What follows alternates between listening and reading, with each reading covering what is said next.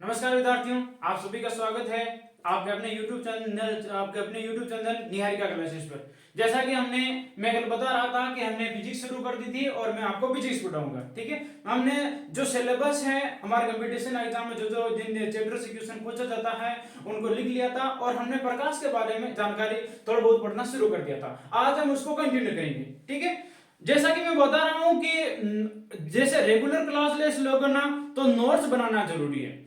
वैसे भी मैं एक एक चीज बोर्ड पर लिख रहा हूं तो आप जैसे जैसे साथ में क्लास देख रहे हो वैसे वैसे आप साथ में नोट्स भी बना सकते हो। ठीक है, रिवीजन जरूरी है। मैं जैसे भी अगली क्लास लेकर आऊंगा तो मेरी पूरी कोशिश रहेगी कि कल जो मैंने पढ़ाया है मैं उसका एक बार रिवीजन कर दूंगा।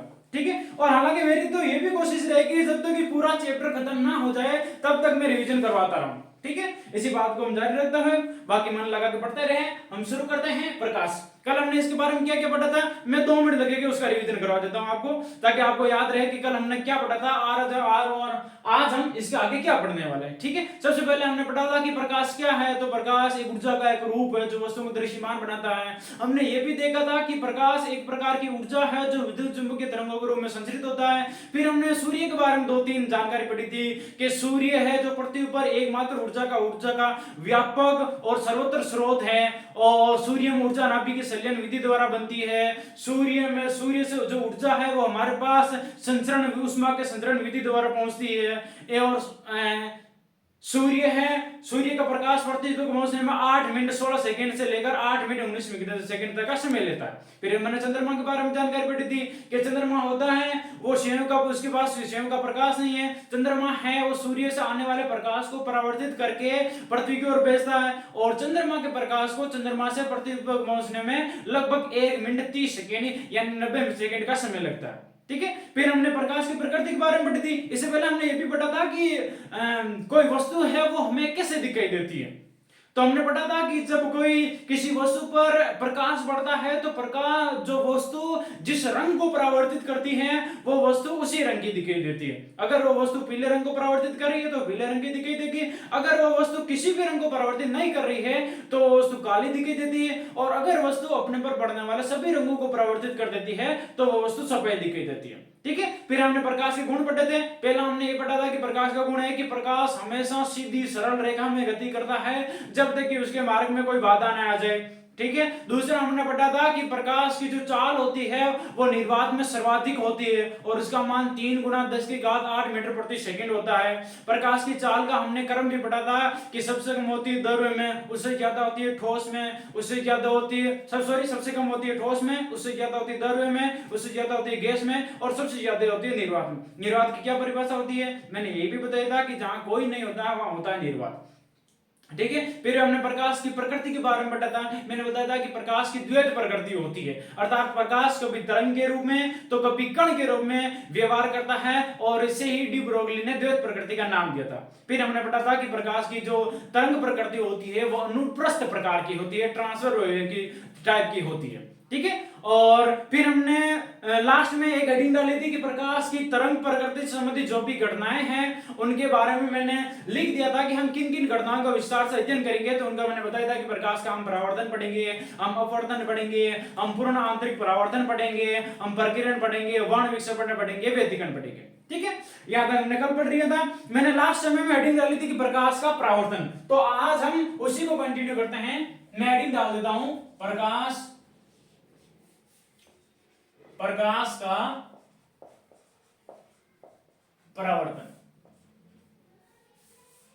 प्रकाश का परावर्तन, ठीक है, क्या होता है प्रकाश का परावर्तन। प्रकाश के बारे में हमने पढ़ लिया है। आज हमें पढ़ना है प्रकाश का परावर्तन, रिफ्लेक्शन ऑफ लाइट। इंग्लिश में से कहते हैं reflection of light. Reflection of light, ठीक है। क्या होता है प्रकाश का परावर्तन। प्रकाश के परावर्तन की बेसिक सी परिभाषा यह है कि जब प्रकाश किसी अपारदर्शी सतह पर पड़ता है तो प्रकाश उस परत से टकराकर अगर उसी माध्यम में वापस लौट जाता है तो प्रकाश की इस घटना को कहते हैं प्रकाश का परावर्तन। ठीक है, जब मैंने कल प्रकाश के गुणों के बारे में बताया था तो मैंने बताया था कि अगर कोई ऐसा माध्यम है जो अपने से आने वाले प्रकाश को अगर पूरी तरह से जाने देता है तो वो कहलाता है पारदर्शी माध्यम। और अगर कोई ऐसी वस्तु है जो अपने पर पड़ने वाले प्रकाश को नहीं जाने देती है, वापस भेज देती है, तो उसे कहते हैं अपारदर्शी। ठीक है, पारदर्शी मतलब जिनसे होकर प्रकाश गुजर जाए, और अपारदर्शी मतलब जिनसे होकर प्रकाश ना गुजरे। तो प्रकाश के परावर्तन की परिभाषा क्या है कि जब प्रकाश किसी अपारदर्शी सतह से टकराता है तो प्रकाश की किरणें उसी माध्यम में वापस लौट जाती हैं, और प्रकाश की इस घटना को कहते हैं प्रकाश का परावर्तन। ठीक है, जैसे मान लो ये ब्लैक बोर्ड है, जैसे ये व्हाइट बोर्ड है, तो इस पर जो भी प्रकाश की किरणें पड़ रही है वे प्रकाश की किरणें इससे टकराकर वापस इसी माध्यम में आ रही है, अंदर तो नहीं जा रही ना, इससे टकराकर इसी माध्यम में वापस आ रही है, तभी हमें सफेद दिखाई दे रहा है। तो ये घटना कहलाती है प्रकाश का परावर्तन। क्या कहलाती है? प्रकाश का परावर्तन। ठीक है, मैं लिख देता हूं एक बार प्रकाश के परावर्तन की परिभाषा। क्या परिभाषा है कि जब प्रकाश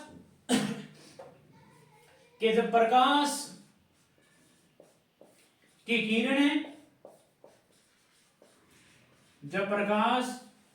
किरणें किसी अपारदर्शी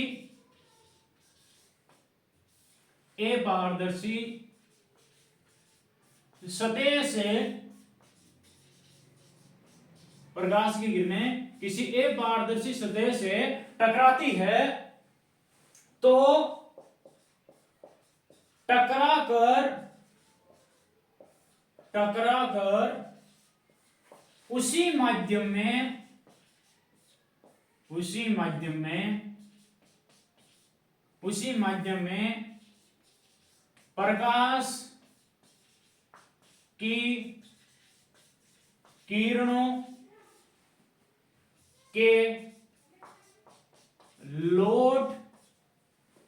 प्रकाश की किरणों के उसी माध्यम में प्रकाश की किरणों के लौट जाने की घटना को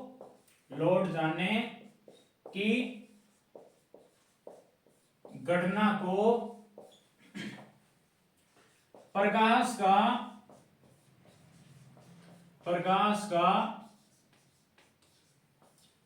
परावर्तन कहते हैं। उसी माध्यम में लौट जाने की घटना को प्रकाश का परावर्तन कहते हैं। बेसिक सी परिभाषा क्या है कि सतह है वो अपारदर्शी सतह होनी चाहिए, अपारदर्शी सतह होनी चाहिए जो अपने पर पड़ने वाले प्रकाश को अगर वापस परावर्तित करते हैं, वापस उसी माध्यम में भेज दे, तो प्रकाश की इस घटना को हम लोग कहते हैं प्रकाश का परावर्तन। ठीक है, बेसिक सी परिभाषा समझ में आ गई होगी। अब ये जो प्रकाश का परावर्तन है ये दो प्रकार का होता है। प्रकाश का परावर्तन कितने प्रकार का होता है? दो प्रकार का होता है। एक होता है नियमित परावर्तन, रेगुलर रिफ्लेक्शन, और दूसरा होता है विसरित परावर्तन। दूसरा कौन सा होता है? विसरित, डिफ्यूज रिफ्लेक्शन, विसरित परावर्तन। ठीक है, सबसे पहले हम पढ़ते थे नियमित परावर्तन क्या होता है?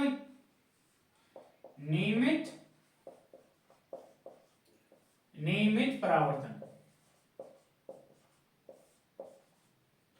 नियमित परावर्तन क्या होता है? नियमित परावर्तन यह कहता है कि जब प्रकाश की किरणें किसी समतल चिकने पृष्ठ पर पड़े, अगर प्रकाश की किरणें अगर किसी समतल चिकने पृष्ठ पर पड़े तो प्रकाश की जो सभी किरणें हैं वो किसी एक विशेष दिशा की ओर परावर्तित हो जाती है, और इसी को हम लोग कहते हैं नियमित परावर्तन। और जब प्रकाश की किरणें अगर किसी खुरदरे पृष्ठ पर गिरे तो प्रकाश की किरणें चारों ओर समान रूप से फैल जाती है, और इस घटना को हम लोग कहते हैं विसरित परावर्तन।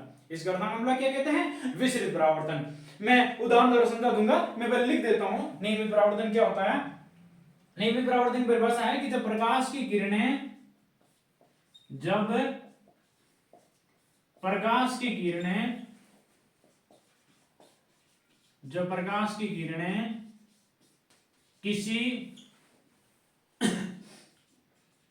किसी समतल चिकने पृष्ठ पर जब प्रकाश की किरणें किसी समतल चिकने पृष्ठ पर आपतित होती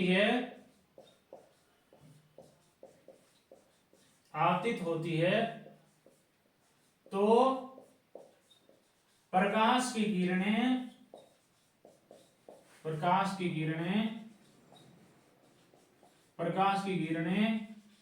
एक विशेष दिशा में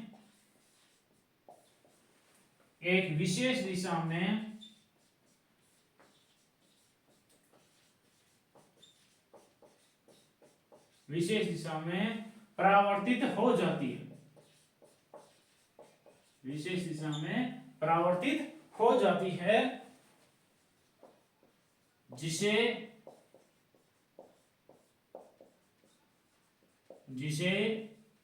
नियमित परावर्तन कहते हैं।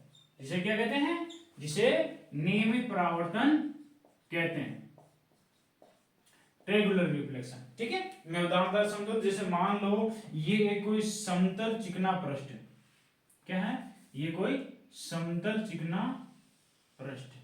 ठीक है, इसकी जो ऊपर वाली सतह है वो परावर्तक सतह है, तो मैं नीचे वाली सतह को ऐसे डॉट डॉट कर देता हूं। इसका मतलब ये हुआ कि जब प्रकाश की किरणें अगर ऊपर से आएगी तो वो नीचे नहीं जाएगी, इसी ऊपर वाली सतह से परावर्तित होकर उसी माध्यम में, इस ऊपर वाले माध्यम में वापस लौट जाते हैं। ठीक है, अगर कोई प्रकाश की किरणें ऐसी आ रही है, जैसे मान लो एक किरण ये आई, एक किरण ये आई, एक किरण ये आई। ठीक है, ये सभी किरणें इस पृष्ठ पर आपतित हो रही है। मैं तीर का निशान ये बता रहा कि प्रकाश की किरणें इस दिशा में जा रही है। ठीक है, तो नियमित परावर्तन में क्या होगा कि अगर ये समतल चिकना पृष्ठ है, कैसा पृष्ठ है? समतल पृष्ठ है, समतल चिकना पृष्ठ है, तो ये जो सभी प्रकाश की किरणें इस पर गिर रही है, ये सभी किरणें किसी एक विशेष दिशा में परावर्तित हो जाएगी। ये सभी किरणें ऐसे परावर्तित हो जाएगी, सभी एक ही दिशा में जा रही है। ये तीर का निशान ये बता रहा है कि प्रकाश की किरणें इस दिशा में जा रही है। ये हो गई आपतित किरणें जो पृष्ठ पर आ रही है, तो ये क्या हो गई? आपतित किरणें। और जो इससे टकराकर वापस आ रही है, ये हो गई परावर्तित किरणें। ये हो गई परावर्तित किरणें। ठीक है, तो प्रकाश के जो इस परावर्तन के इस प्रकार का उदाहरण होता है, इस प्रकार की घटना होती है, इसे हम लोग कहते हैं नियमित परावर्तन। इसे हम लोग क्या कहते हैं? नियमित परावर्तन। नियमित परावर्तन की खास बात यह है कि यह परावर्तन सभी दिशाओं में समान रूप से नजर नहीं आएगा। यह किसी विशेष दिशा में देखने पर ही चमकीला दिखाई देगा, अन्य दिशाओं में सामान्य रूप से रहता है। और इसे हम लोग कहते हैं नियमित परावर्तन। इसे हम लोग क्या कहते हैं? नियमित परावर्तन। ठीक है, याद है, उतार लिया होगा। अब हम आगे चलते हैं विचलित परावर्तन की ओर।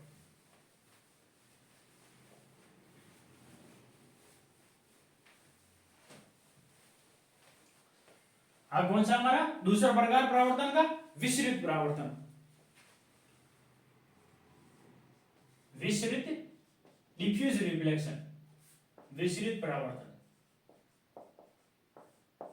ठीक है, विचलित परावर्तन क्या होता है? मैंने परिभाषा बताई थी कि जब प्रकाश की किरणें किसी खुरदरे पृष्ठ पर गिरे तो प्रकाश की किरणें चारों ओर समान रूप से फैल जाती है, उसे हम लोग कहते हैं विचलित परावर्तन। और ऐसा परावर्तन सभी दिशाओं में देखने पर समान रूप से नजर आता है।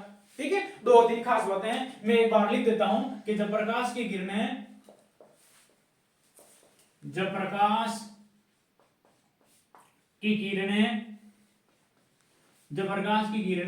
किसी खुरदरे प्रकाश की किरणें जब किसी खुरदरे पृष्ठ पर आपतित होती है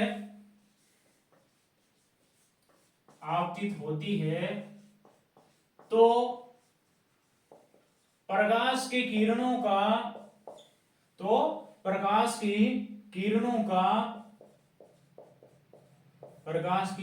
का चारों ओर समान रूप से परावर्तित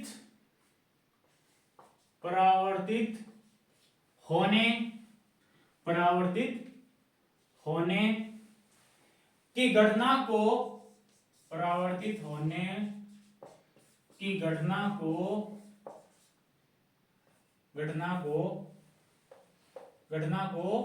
प्रकाश का विसरित परावर्तन कहते हैं। प्रकाश का विसरित परावर्तन, डिफ्यूज रिफ्लेक्शन कहते हैं। ठीक है, जैसे मान लो यहाँ पर जो पृष्ठ था ये कैसा समतल पृष्ठ। अगर मैं कोई ऐसा पृष्ठ लूं जो खुरदुरा हो, जैसे मान लिया मैंने ऐसा पृष्ठ ले लिया, खुरदुरा पृष्ठ का क्या मतलब हुआ कि एकदम समतल नहीं है, ऊबड़ खाबड़ है, तो इस प्रकार का पृष्ठ है। और अगर मैं इसके नीचे वाला भाग पर पॉलिश कर दूं, इसका मतलब ये हुआ कि प्रकाश की किरणें अगर ऊपर से आ रही है तो ये इससे टकराकर वापस उसी माध्यम में लौट जाएगी। और अगर इस पर मैं 3 प्रकाश की किरणों को आपतित कराता हूं, जैसे एक ये आ गई, एक प्रकाश की किरण ये आ रही है, एक प्रकाश की किरण ये आ रही है, एक प्रकाश की किरण ये आ रही है। ठीक है, ये तीर का निशान ये बता रहा है कि प्रकाश की किरणें इस दिशा में जा रही है, ये सभी आपतित किरणें हैं। और अगर प्रकाश की किरणें इस खुरदरे पृष्ठ से, खुरदरे पृष्ठ से अगर परावर्तित होकर सभी दिशाओं में समान रूप से फैल जाए, जैसे ये किरण अगर यहां पर आपतित होती है तो ये परावर्तित होने के बाद में ऐसे जाएगी, ये ऐसे आ रही है तो प्रकाश की किरणें ऐसे जाएगी, ये ऐसा आ रही है तो प्रकाश की किरण ऐसे जाएगी, ये ऐसा आ रही है तो प्रकाश की किरण ऐसे जाएगी। तो जो प्रकाश का इस प्रकार के परावर्तन की घटना होती है उसे हम लोग कहते हैं विसरित परावर्तन। और इस प्रकार के परावर्तन की घटना को जो एक विशेष दिशा में जो प्रकाश की किरणें परावर्तित होती है तो उसे हम लोग कहते हैं नियमित परावर्तन। उसे हम लोग क्या कहते हैं? नियमित परावर्तन। उम्मीद करता हूं आप दोनों को एक बार समझ में आ गई ये बात। इसके बाद में हम आगे चलते हैं। हमने प्रकाश के परावर्तन के बारे में पढ़ लिया है। इसके बाद में हम पढ़ेंगे प्रकाश के परावर्तन के नियम। जब प्रकाश किसी समतल चिकने पृष्ठ पर आपतित होता है तो प्रकाश की किरणें किस प्रकार आपतित होती है, किस दिशा में परावर्तित होती है, इसके लिए 2 नियम है। यानी मैं सीधी भाषा में कहूं तो हमारी अगली हेडिंग होगी प्रकाश, या मैं सीधी भाषा में कहूं तो परावर्तन के नियम, परावर्तन के नियम, रूल ऑफ रिफ्लेक्शन। ठीक है, परावर्तन के 2 प्रमुख नियम है, 2 ही है। परावर्तन के कितने नियम है तो कोई पूछे तो 2 नियम है। पहला नियम है कि आपतित किरण, जो प्रकाश की किरण आ रही है पृष्ठ की ओर, परावर्तित किरण जो किरण पृष्ठ से टकराकर वापस आ रही है, और आपतित किरण पर अविलंब, ये तीनों एक ही तल में होते हैं, ये तीनों एक ही तल में होते हैं। और दूसरा नियम होता है कि आपतन कोण का मान परावर्तन कोण के बराबर होता है। आपतन कोण का मान परावर्तन कोण के बराबर होता है। मैं उस चित्र द्वारा आपको समझाता हूं। जैसे मान लो ये कोई एक समतल पृष्ठ, ये कोई एक समतल पृष्ठ, ये हो गया हमारा परावर्तक पृष्ठ। परावर्तक मतलब जो परावर्तन प्रकाश की किरणों को परावर्तित कर रहा है, तो ये हो गया परावर्तक पृष्ठ। और इस पर एक प्रकाश की किरण, सिर्फ एक ही प्रकाश किरण लेते हैं, एक प्रकाश की किरण इस प्रकार आपतित हो रही है, एक प्रकाश की किरण इस प्रकार आपतित हो रही है। ठीक है, जो प्रकाश की किरण गिर रही है इस पृष्ठ पर, इस कारण इसे हम कहते हैं आपतित किरण। आपतित किरण ये हो गया जिस बिंदु पर गिर रही है, इसे हम लोग कहते हैं आपतन बिंदु। ये आपतित किरण, ये आपतन बिंदु, और ये आपतित किरण इस पृष्ठ से परावर्तित होकर वापस इस दिशा में जा रही है, तो ये हो गई परावर्तित किरण, ये हो गई परावर्तित किरण। आपतित किरण, आपतन बिंदु और परावर्तित किरण। और आपतन बिंदु का इस पृष्ठ के साथ में जो लंब डाला गया, मतलब आपतित किरण अगर इस पृष्ठ के साथ में 90 डिग्री को मिलाने वाले अगर कोई रेखा खींचूं, जैसे मान लो अगर मैं ये रेखा खींच रहा हूं, डॉट डॉट, ये डॉट डॉट रेखा, ये डॉट डॉट रेखा और इस परावर्तक पृष्ठ, इन दोनों के बीच में 90 डिग्री का कोण है। कितने डिग्री कोण है? 90 डिग्री। मतलब ये इस पर परपेंडिकुलर है, लंब है, तो इसे हम लोग कहते हैं अभिलंब। इसे हम लोग क्या कहते हैं, अभिलंब।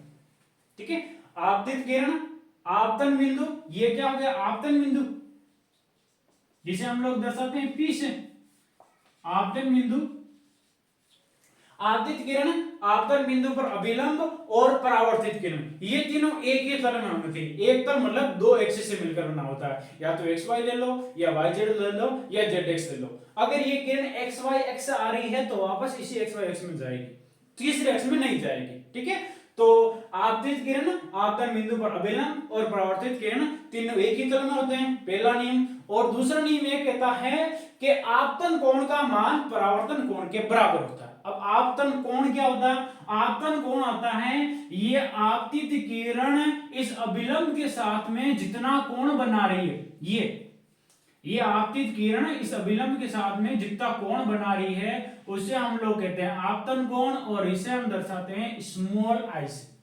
किसे दर्शाते हैं, स्मॉल आई से।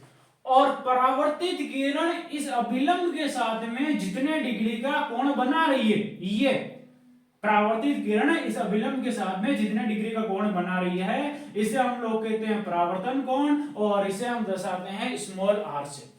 ठीक है, तो दूसरा नियम यह क्या कहता है कि आपतन कोण का मान परावर्तन कोण के बराबर होगा, मतलब ये जो एंगल है ये इस एंगल के बराबर होना चाहिए।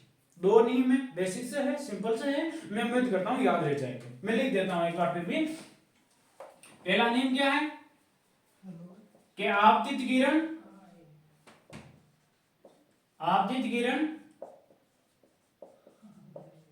आपतन बिंदु पर अभिलंब, आपतन बिंदु पर अभिलंब और परावर्तित किरण, और परावर्तित किरण तीनों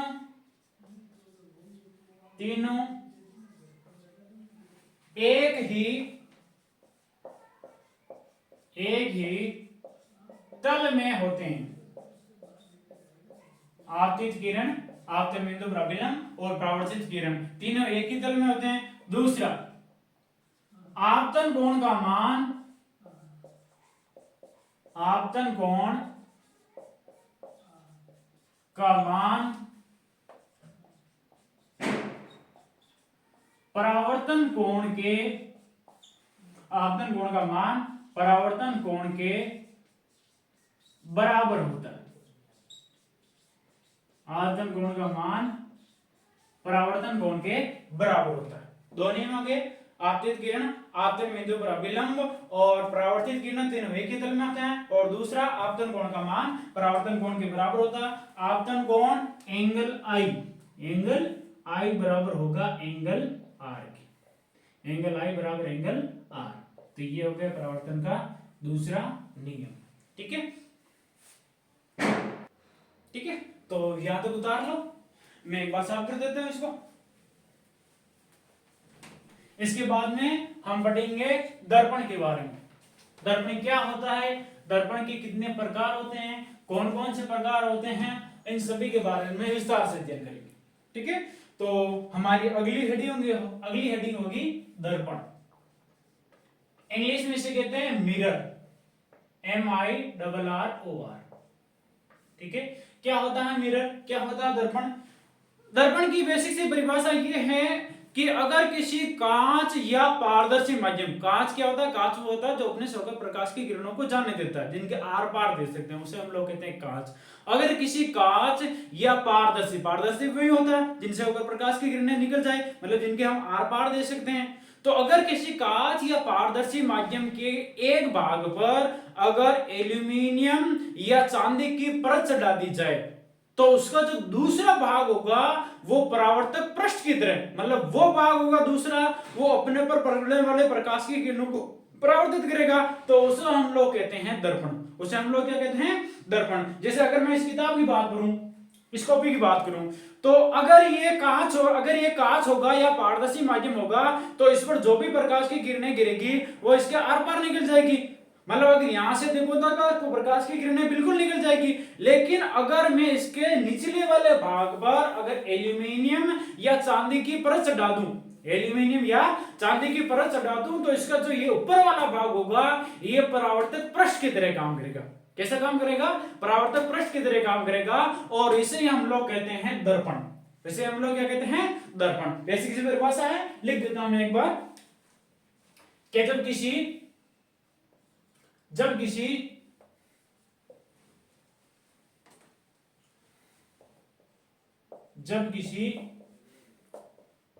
जब किसी कांच या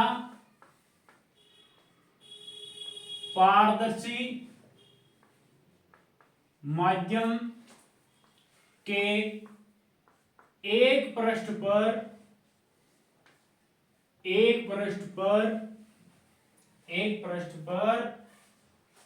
यदि एल्यूमिनियम या एजी अर्जेंट बोले तो चांदी की परत चढ़ा दी जाए, मतलब पॉलिश कर दी जाए, परत चढ़ा दी मतलब रंग कर दिया जाए, एक बार परत चढ़ा दी जाए तो उसका दूसरा पृष्ठ, दो पृष्ठ होते हैं, एक ऊपर वाला नीचे वाला। अगर हमने नीचे की तरफ पॉलिश कर दिया तो इसका जो दूसरा पृष्ठ होगा उसका दूसरा पृष्ठ परावर्तक पृष्ठ की तरह, परावर्तन मतलब जो परावर्तन की घटना दर्शाता है, दूसरा पृष्ठ परावर्तक पृष्ठ की तरह काम करता है, या दूसरा पृष्ठ परावर्तक पृष्ठ होता है, उसे दर्पण कहते हैं। उसे हम लोग क्या कहते हैं? दर्पण कहते हैं, मिरर कहते हैं। उसे हम लोग क्या कहते हैं? दर्पण कहते हैं या मिरर कहते हैं। ठीक है, बेसिक सी परिभाषा समझ में आ गई होगी। इसके बाद में ये जो दर्पण है, इस दर्पण के दो प्रकार, कितने प्रकार के होते हैं? दो प्रकार। कौन कौन सा होता है? एक तो होता है समतल दर्पण, एक होता है समतल दर्पण और दूसरा होता है गोलीय दर्पण।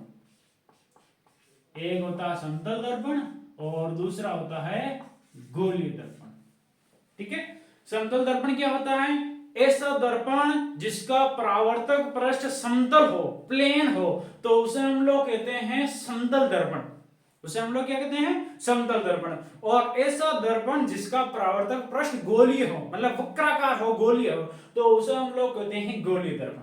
बेसिक सी परिभाषा नाम से स्पष्ट हो रहा है, जिसका परावर्तक पृष्ठ अगर समतल है तो समतल दर्पण, और जिसका परावर्तक पृष्ठ अगर गोलीय है, मुड़ा हुआ है, वक्राकार है, तो उसे हम लोग कहते हैं गोलीय दर्पण। इन दोनों के बारे में विस्तार से अध्ययन करते हैं। सबसे पहले मैं हेडिंग डाल देता हूं गोलीय दर्पण, समतल दर्पण, समतल दर्पण, प्लेन मिरर। ठीक है, क्या होता है समतल दर्पण? समतल दर्पण की परिभाषा ये है कि ऐसा दर्पण जिसका परावर्तक पृष्ठ समतल हो, जैसे ये परावर्तक पृष्ठ है और ये एकदम समतल है, तो इसे हम लोग कहते हैं समतल दर्पण। और समतल दर्पण का सबसे लोकप्रिय और अनजान सा उदाहरण है जो हमारे घरों में जब हम अपना मुंह देखते हैं, जिसे हम लोग कांच कहते हैं, वो एक्चुअली में कांच नहीं होता, वो समतल दर्पण ही है जिसे हम लोग कांच कहते हैं। तो वो किसका उदाहरण है? वो समतल दर्पण का उदाहरण है। और इस कांच के बारे में, जो घरेलू कांच होता है, जो एक्चुअल में समतल दर्पण है, उसमें प्रतिबिंब कैसे बनता है उसके बारे में विस्तार से अध्ययन करते हैं। सबसे पहले मैं ये लिख देता हूं कि समतल दर्पण की परिभाषा क्या होती है। तो ऐसा दर्पण जिसका परावर्तक पृष्ठ समतल हो, ऐसा दर्पण जिसका परावर्तक पृष्ठ समतल हो, उसे समतल दर्पण कहते हैं। सिंपल सी परिभाषा, उसे समतल दर्पण कहते हैं।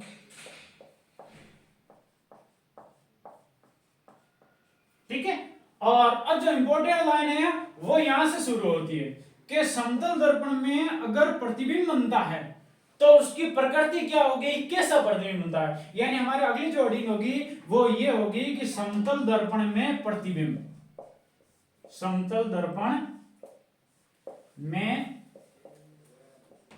प्रतिबिंब, समतल दर्पण में प्रतिबिंब। ठीक है, दो चीजें होगी, मैं पहले क्लियर कर देता हूं।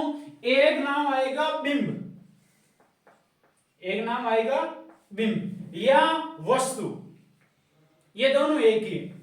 एक नाम आएगा बिंब या वस्तु और दूसरा आएगा प्रतिबिंब, दूसरा नाम आएगा प्रतिबिंब। जो हमारे पास वस्तु है, बिंब है, जो एक्चुअल में रियल में है, वो कहलाती है वस्तु या बिंब। और उसका दर्पण में जो छाया बनती है, जो छाया बनती है या जो प्रतिबिंब बनता है, जो उसकी इमेज बनती है, उसे हम लोग कहते हैं प्रतिबिंब। उसे हम लोग क्या कहते हैं? प्रतिबिंब। मतलब बिंब का बनता है प्रतिबिंब, या मैं कहूं तो वस्तु का बनता है प्रतिबिंब। तो अगर जैसे हम कांच में अपना मुंह देखते हैं तो हमारी क्या पीछे इमेज बन रही है, उसी को हम लोग कहते हैं प्रतिबिंब। तो समतल दर्पण में जो प्रतिबिंब बनता है उसकी क्या क्या विशेषताएं होती है, मैं आपको एक बार बता देता हूं। पहली बात ये, घर जाकर आप नोटिस कर लेना कि जो हमारे घर में जो कांच है उसमें हमारा प्रतिबिंब कैसे कैसे बनता है। मैं 5-6 बिंदु बताऊंगा, आप घर जाकर बढ़िया प्रैक्टिस करके देख लेना। जो मैं विशेषता बता रहा हूं आपको वही विशेषताएं मिलेगी, सरल विधि सत्य है। पहली क्या विशेषता है? पहली विशेषता यह है कि समतल दर्पण में बना प्रतिबिंब सदैव आभासी और सीधा होता है। सदैव आभासी और सीधा होता है। सीधा मतलब अगर हम कांच में सीधा देख रहे हैं तो अगर हम सामने सीधे खड़े हैं तो कांच में भी सीधे ही नजर आएंगे, उल्टे तो नजर नहीं आ रहे ना। जैसे सीधे हैं तो सीधे ही नजर आ रहे हैं, और अगर हम हाथ को उल्टा करें तो कांच में भी हमें उल्टा दिखाई दे रहा है। इसका मतलब ये हुआ कि समतल दर्पण में जो भी प्रतिबिंब बनता है वो सदैव आभासी होगा और सीधा होगा। दो प्रकार के प्रतिबिंब होते हैं, एक होते हैं आभासी, दूसरे होते हैं वास्तविक। एक होते हैं आभासी और दूसरे होते हैं वास्तविक। आभासी प्रतिबिंब वो होते हैं जिनको पर्दे पर प्राप्त नहीं किया जा सकता, जिनको पर्दे पर प्राप्त नहीं किया जा सकता है, और जहां पर प्रकाश की किरणें मिलती हुई प्रतीत होती है, दूसरी भाषा में कहें तो उसे हम लोग कहते हैं आभासी प्रतिबिंब। और ऐसा प्रतिबिंब जिसको पर्दे पर प्राप्त किया जा सकता है, जहां पर प्रकाश की किरणें सच में ही मिलकर, रियल में मिलकर अगर प्रतिबिंब का निर्माण करे तो उसे हम लोग कहते हैं वास्तविक प्रतिबिंब, रियल इमेज। तो समतल दर्पण में जो प्रतिबिंब बनता है उसकी पहली विशेषता ये होगी कि वो आभासी और सीधा होगा। कैसा होगा? आभासी और सीधा होगा। दूसरी विशेषता यह है कि समतल दर्पण में प्रतिबिंब दर्पण से पीछे उतनी ही दूरी पर बनता है जितनी की दूरी वस्तु या बिंब की दर्पण से होती है, जितनी की दूरी वस्तु की दर्पण से होती है। जैसे अगर मान लो ये दर्पण है, ये समतल दर्पण है, तो मैं अगर यहां पर खड़ा हूं तो मेरा प्रतिबिंब इस दर्पण के पीछे इतनी ही दूरी पर बनेगा, ना कम ना ज्यादा। अगर मैं पास में चला गया तो दर्पण भी पास में आ जाएगा। मतलब इससे दर्पण से जो मेरी और प्रतिबिंब की दूरी है वो हमेशा बराबर रहेगी। दो चीजें। तीसरी चीज, जो साइज वस्तु या बिंब का होगा वही साइज प्रतिबिंब का होगा। अगर ये पेन का आकार, अगर इस पेन का आकार ये इतना है, तो अगर मान लो ये समतल दर्पण है तो ये इतने ही आकार का प्रतिबिंब दिखाई देगा, ना इससे छोटा ना इससे बड़ा। चाहे मैं इसको यहां खड़ा करूं, चाहे मैं इसको यहां खड़ा करूं, जैसी साइज इसकी यहां पर होगी वैसी साइज इसकी दर्पण में होगी। तीन चीजें होगी। चौथी चीज ये होती है कि समतल दर्पण में पार्श्व परावर्तन होता है।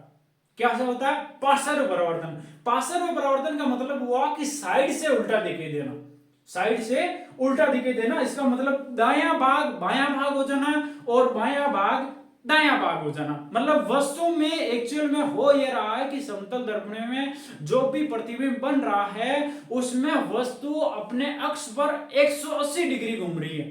क्या कर रही है? 180 डिग्री घूम रही है। जैसे अगर मैं यहां पर इस पेन को अगर मैं देखूं, ये अगर इस आकार का है, अगर ये समतल दर्पण है तो इसकी इमेज में क्या हो रहा है कि अगर ये अंदर जाकर ऐसे घूम रहा है, मतलब वस्तु अपने अक्ष पर 180 डिग्री घूम रही है। जैसे मान लो ये अगर समतल दर्पण है और अगर मैंने यहां P लिखा, यहां मैंने P लिखा, तो इस समतल दर्पण में ये इमेज अपने अक्ष पर 180 डिग्री घूम जाएगी। कितनी घूम जाएगी?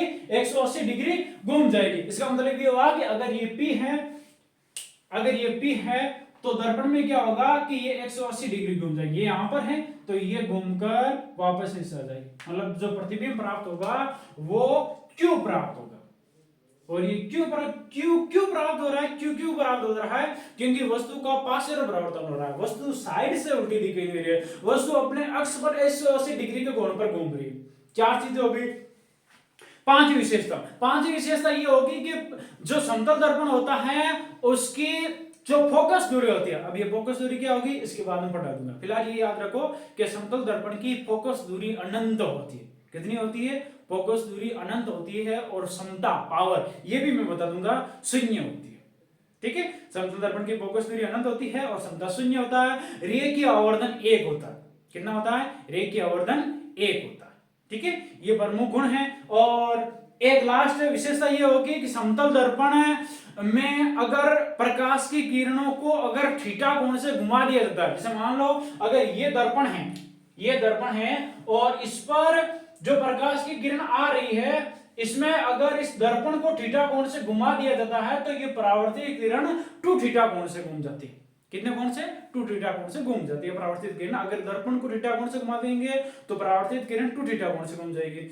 और अंतिम बात बता देता हूं कि अगर हमें समतल दर्पण में अगर हमें अपना पूरा प्रतिबिंब देखना, ऊपर से नीचे लेकर अगर हमें समतल दर्पण में अपना पूरा प्रतिबिंब देखना है, तो मेरी जितनी हाइट है, अगर मेरी हाइट से आधी हाइट का अगर समतल दर्पण होगा तभी मुझे अपना पूरा प्रतिबिंब समतल दर्पण में दिखाई देगा। जैसे मान लो मेरी अगर हाइट 6 फीट है तो 3 से कम 3 फीट का अगर समतल दर्पण होगा तभी मुझे अपना पूरा प्रतिबिंब दिखाई देगा। ठीक है, समझा दिया। मैं एक बार लिख दूंगा और फिर और समझा दूंगा। ठीक है, तो सबसे पहले लिखते हैं एक नंबर क्या होगा कि समतल दर्पण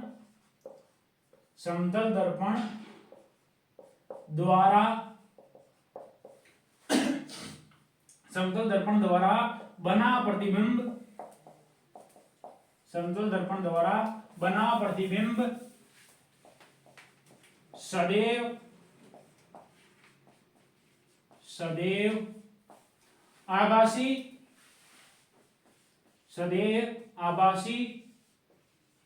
और सीधा होता है। समतल दर्पण द्वारा बना प्रतिबिंब सदैव आभासी और सीधा होता है। ये इसकी प्रकृति हो गई कि सदैव आभासी होगा और सीधा होगा।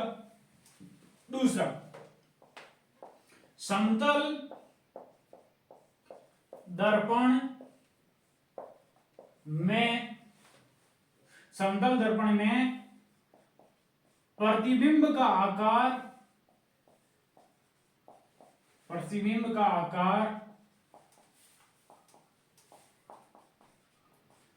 बिंब यानी वस्तु, बिंब के आकार बोले तो साइज, बिंब के आकार के बराबर होता है।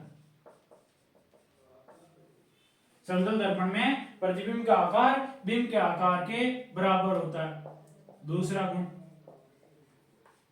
तीसरा गुण, समतल दर्पण में प्रतिबिंब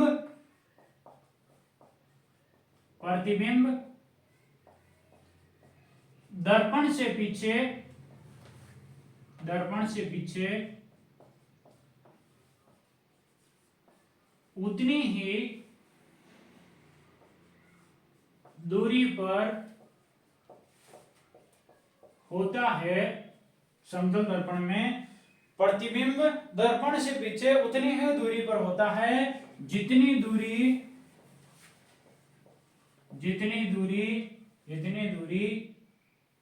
वस्तु की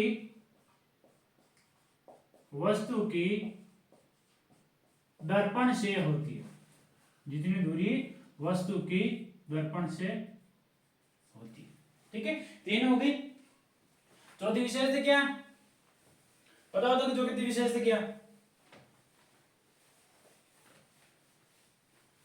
चौथी विशेषता है कि समतल दर्पण में वस्तु का पार्श्व परावर्तन होता है। क्या होता है?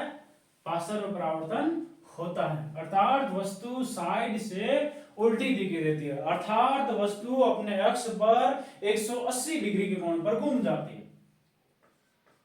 चौथा होगा कि समतल समतल दर्पण में वस्तु का पार्श्व परावर्तन होता है। समतल दर्पण में वस्तु का पार्श्व परावर्तन होता है। इसका मतलब क्या हुआ? इसका मतलब यह हुआ कि अर्थात वस्तु साइड से उल्टी दिखाई देने लगती है, अर्थात अपने अक्ष पर 180 डिग्री के कोण पर घूम जाती है। ठीक है, जैसे मान लो अगर ये समतल दर्पण है और समतल दर्पण में अगर इस तरफ P है तो ये P अपने अक्ष पर 180 डिग्री के कोण पर घूम जाएगा, यानी ये P दर्पण में हो जाएगा Q। और Q क्यों हो रहा है? क्योंकि ये P है अपने अक्ष पर 180 डिग्री के कोण पर घूम रहा है, यानी इस P का पार्श्व परावर्तन हो रहा है। ठीक है, 4 विशेषता होगी, 5 विशेषता बताओ देखिए। 5 विशेषता है कि समतल दर्पण की फोकस दूरी अनंत वे समता शून्य होती है।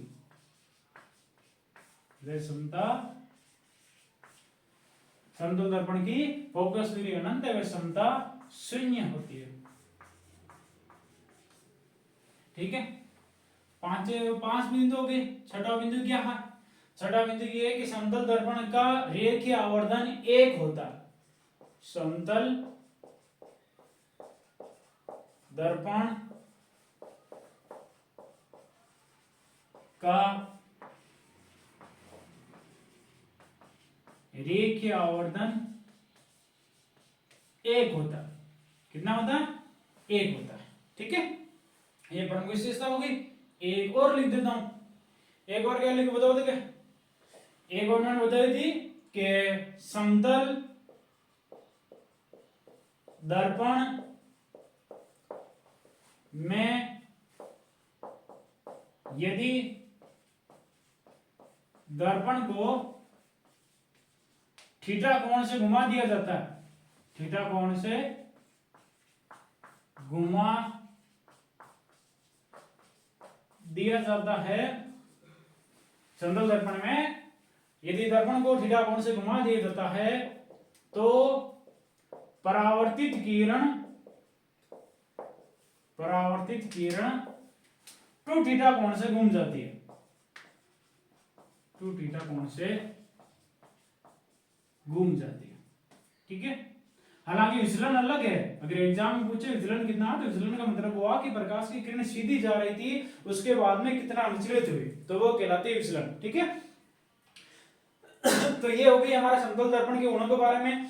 फिर बता देता हूं एक बार कि समतल दर्पण द्वारा बना प्रतिबिंब सदैव आभासी और सीधा होता है। समतल दर्पण में प्रतिबिंब का आकार बिंब के आकार के बराबर होता है। समतल दर्पण में प्रतिबिंब दर्पण से पीछे उतनी ही दूरी पर बनता है या उतनी ही दूरी पर होता है जितनी दूरी वस्तु की दर्पण से होती है। समतल दर्पण में वस्तु का पार्श्व परावर्तन होता है, अर्थात वस्तु साइड से उल्टी दिखाई देती है, जैसे P का Q दिखाई देना। समतल दर्पण की फोकस दूरी अनंत व समता शून्य होती है। समतल दर्पण का रेखीय आवर्धन 1 होता है। समतल दर्पण में यदि दर्पण को थीटा कोण से घुमा दिया जाता है तो परावर्तित किरण 2 थीटा कोण से घूम जाती है। ठीक है, तो हमने दर्पण के 2 प्रकार पढ़े थे। एक पढ़ा था समतल दर्पण, दूसरा पढ़ा था गोलीय दर्पण। हमने समतल दर्पण क्या होता है और इसमें जो प्रतिबिंब बनते हैं उनकी क्या क्या प्रॉपर्टीज है, क्या क्या गुण है, इनके बारे में विस्तार से अध्ययन करेंगे। अब हम दूसरा शुरू करेंगे गोलीय दर्पण। कौन सा शुरू करेंगे? गोलीय दर्पण। तो हमारी अगली हेडिंग होगी गोलीय दर्पण। अगली हेडिंग क्या होगी? गोलीय दर्पण। हेडिंग डालो, देखिए इनको लिख के। दूसरी हेडिंग हमारी गोलीय दर्पण। गोलीय दर्पण की एक बेसिक सी परिभाषा मैंने बताई थी कि ऐसे दर्पण जिनका परावर्तक पृष्ठ अगर गोल हो तो उसे हम लोग कहते हैं गोलीय दर्पण। लेकिन हम इस अध्याय में जिन गोलीय दर्पणों के बारे में विस्तार से अध्ययन करेंगे उनकी परिभाषा एक बार फिर बता देता हूं कि परिभाषा का क्या होगी गोलीय दर्पण की, कि गोलीय दर्पण किसी कांच के गोले, किसी कांच के खोखले गोले के एक कटा हुआ भाग होता है, एक कटा हुआ भाग होता है जिसके एक भाग पर अगर पॉलिश कर दी जाए तो उसका दूसरा भाग परावर्तक पृष्ठ की तरह काम करता है और इसे हम लोग कहते हैं गोलीय दर्पण। जैसे मैं अगर उदाहरण की तरह समझाऊं तो जैसे मान लो अगर ये जैसे मान लो अगर गोलीय लेंस है, कोई खोखली गेंद है, कोई खोखली गेंद है, कोई खोखली गेंद है किसकी, कांच की, और अगर मैं इसका एक भाग काट लूं, कोई खोखली गेंद है, अगर मैं इसका एक भाग इससे इस तरफ काट लूं तो ये इसका गोले का कटा हुआ भाग है, और अगर मैं इसके एक भाग पर पॉलिश कर दूं या तो अंदर की ओर या बाहर की ओर, तो अगर अंदर की ओर पॉलिश करूंगा तो बाहर का जो भाग होगा वो परावर्तक पृष्ठ की तरह काम करेगा, और अगर मैं बाहर की तरफ पॉलिश कर दूं तो जो अंदर की तरफ भाग होगा वो परावर्तक पृष्ठ की तरह काम करेगा। तो ऐसे दर्पणों को हम लोग कहते हैं गोलीय दर्पण। ठीक है, मैं एक बार परिभाषा लिख देता हूं आपके सामने। परिभाषा क्या होगी कि किसी खोखले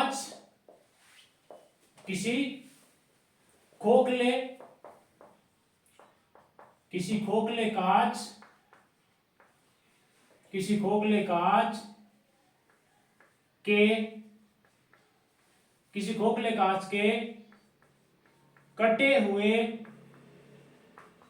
भाग के एक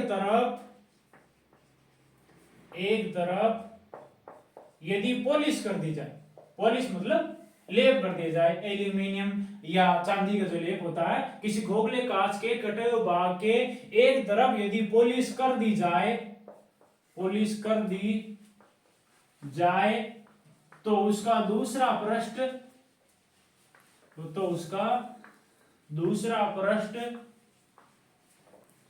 परावर्तक पृष्ठ की तरह काम करता है, परावर्तक पृष्ठ होता है, या उसका दूसरा पृष्ठ परावर्तक पृष्ठ होता है।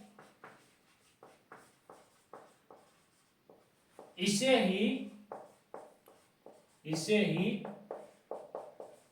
गोलीय दर्पण कहते हैं। इसे हम लोग क्या कहते हैं, गोलीय दर्पण कहते हैं। ठीक है, मैं उदाहरण द्वारा समझाऊं, जैसे मान लो ये कोई कांच का गोला है, ठीक है, ये कोई कांच का गोला है, खोखला गोला, गेंद देखिए, गेंद के ऊपर जो बाहर एक और होता है, अंदर से तो खोखली होती है, उस गेंद की इमेजिन करो। ठीक है, और ये जो खोखला गोला है उसको मैं बराबर से यहां से और यहां से काट देता हूं, मतलब इसके दो टुकड़े कर देता हूं। ठीक है, तो ये भाग इससे अलग होकर ऐसा हो जाएगा, ऐसा हो जाएगा।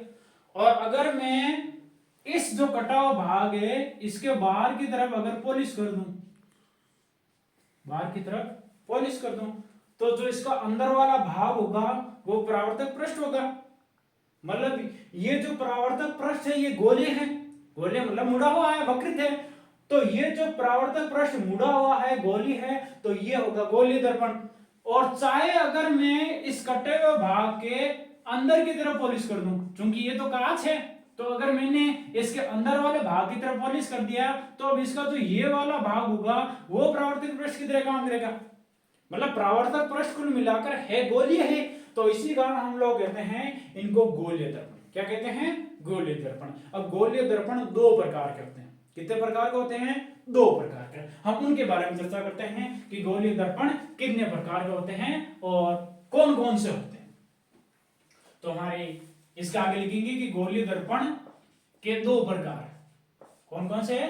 एक है हमारा अवतल दर्पण, एक है हमारा अवतल दर्पण और दूसरा है हमारा उत्तल दर्पण।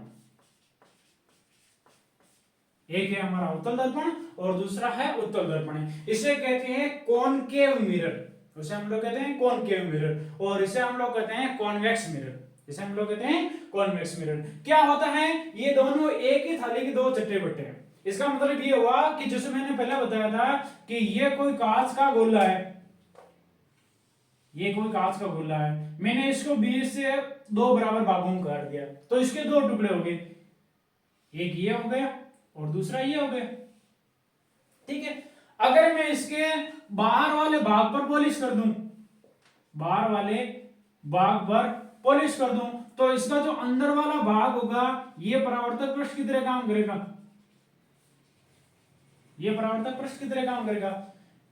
और अगर मैं इसके अंदर वाले भाग की तरफ पॉलिश कर दूं, तो जिसका बाहर वाला भाग होगा वो परावर्तक पृष्ठ की तरह काम करेगा, वो परावर्तक पृष्ठ की तरह काम करेगा।